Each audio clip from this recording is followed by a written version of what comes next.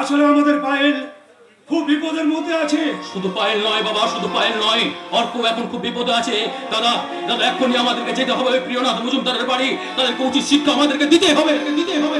হ্যাঁ ভাই হ্যাঁ, কুকুরের কাজ কুকুর করেছে, কামড় দিয়েছে পা, তাই বলে কি কুকুরে কামড়ানো ওই মানুষের স্বভাব পায়?